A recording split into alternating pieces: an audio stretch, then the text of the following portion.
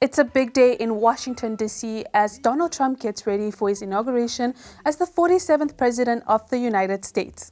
Freezing temperatures in the U.S. Capitol have caused the event to be moved indoors to the Capitol's rotunda.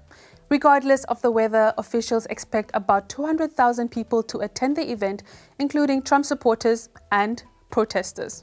One surprise guest expected to attend the inauguration is the CEO of social media giant TikTok.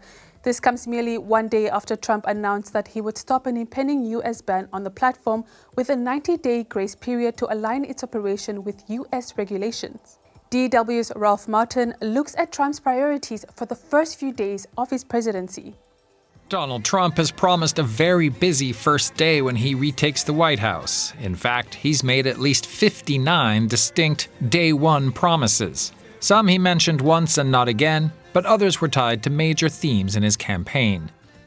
On day one, I will launch the largest deportation program in American history. And I will end the electric vehicle mandate on day one. He said he'd end the war in Ukraine in a day. He promised to begin deporting undocumented immigrants. Pardoning January 6th rioters is another priority. Undoing environmental regulations and rolling back transgender rights were also big items in the campaign. It'll be hard to get all this done on day one. Trump will face obstacles getting those priorities passed, and some may be easier than others. But Trump's supporters expect him to start enacting his agenda immediately.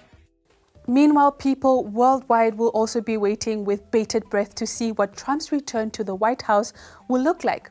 So for Donald Trump's second term in office, I'm expecting that he will focus on building more partnerships with African countries, of which Ghana is part. My expectation will be around the LGBT stuff that he said he's going to abolish when he comes back to power. So as an African, I hold esteemed values concerning that. In Sudan, the paramilitary Rapid Support Forces (RSF) allegedly killed at least 32 civilians in recent days in western North Darfur state and the central state of Gazira. Dozens of others are believed to be wounded, receiving treatment in ill-equipped hospitals.